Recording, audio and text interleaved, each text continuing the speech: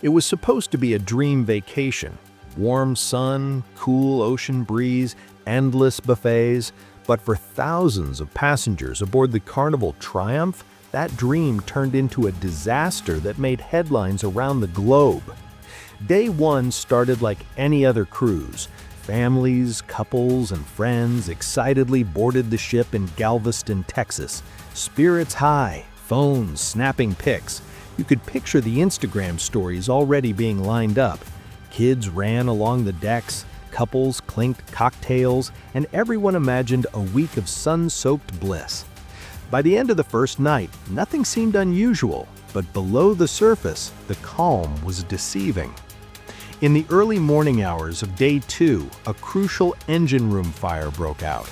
That fire didn't just damage a machine, it knocked out the ship's propulsion and electrical systems. Suddenly, the massive floating resort was dead in the water, literally drifting in the Gulf of Mexico. And with that, the illusion of paradise cracked. Without power, the ship's systems failed in cascading order. Air conditioning went dark in the sweltering heat. Elevators froze mid-floor. Lights flickered and then died. And worst of all, the toilets backed up. Sewage began flooding cabins and public restrooms. People reported stepping over pools of raw waste. Bathrooms, once a private escape, became sources of panic.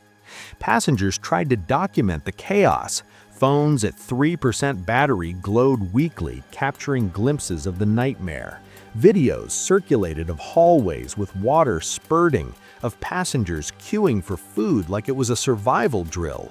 The ship, once a symbol of leisure, had become a floating trap. Heat and stress spiked. People huddled around fans, if any were working, trying to catch a breath of cooler air. Children asked questions parents couldn't answer. Strangers shared makeshift sleeping arrangements in cramped corridors.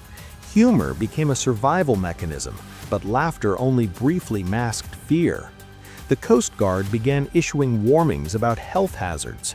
Floating cities are designed for comfort, not for disasters like this. Without power, sanitation, or reliable food, the Carnival Triumph became a microcosm of a city in collapse. As days dragged on, scarcity became real. Food dwindled. Passengers rationed cold sandwiches and snacks.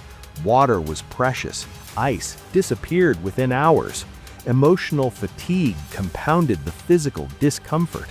People cried on balconies. Others tried to maintain morale with stories, jokes, or card games, but the shadow of uncertainty loomed.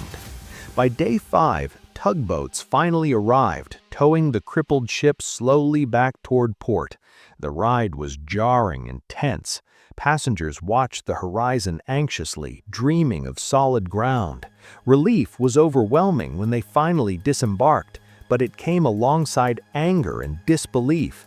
Lawsuits were filed, investigations launched, and the story of the poop cruise became a cautionary tale told around the world. So why did this catastrophe happen? 1. Lack of redundancy. Modern cruise ships are supposed to have backup systems. Engine room fires are accounted for in design plans, but on the Triumph, the fire disabled both primary and secondary power systems, a catastrophic failure. 2. Crisis communication. Passengers reported being kept in the dark for hours. Updates were sporadic, vague, and sometimes non-existent. Uncertainty can inflame panic faster than any physical hazard. 3. Human psychology. Vacationers expect relaxation, freedom, and predictability. When faced with a scenario where basic needs aren't met, stress skyrockets. Fear, anger, and resentment spread quickly. The aftermath was significant. Carnival paid over $10 million in compensation to passengers, a public relations disaster, a financial hit, and a cautionary tale for maritime safety worldwide. But let's dig deeper. What was it like for the crew? They were trained for emergencies, yet faced a situation where nothing worked as planned. Reports indicate some crew members struggled to maintain order, while others heroically improvised to keep passengers safe and fed. The emotional toll on these workers is often overlooked, yet critical in understanding the scale of this crisis. Now, imagine this scenario in 2026 with TikTok, X, and Instagram Live at everyone's fingertips. Every grim moment would be broadcast in real time. Viral memes, panicked videos, and outrage would spread globally within minutes.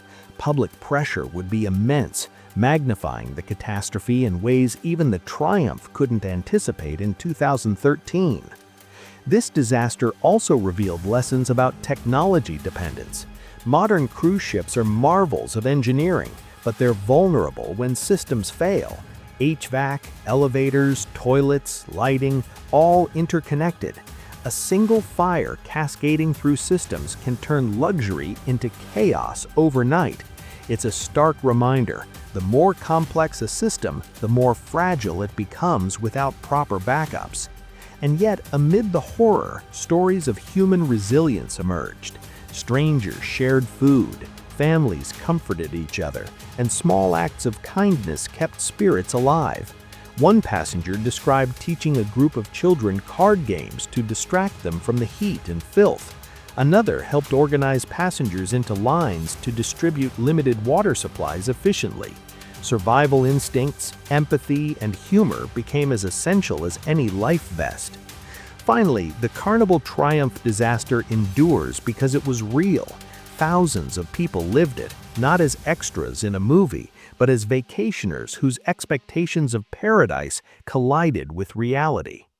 So, next time you scroll through a cruise ad with sparkling pools and gourmet dining, remember the Triumph, a reminder that even paradise can turn into a disaster zone, and that the sea sometimes gives back more than just memories. What would you have done if you were stuck on that ship? Let me know in the comments, because this story still leaves a mark long after the trip ended. And if you want more deep dives into travel disasters, consumer chaos, and unbelievable real-life events, hit the like button and subscribe. Together, we explore the wild, the bizarre, and the unforgettable stories that make you rethink what can really happen when things go wrong.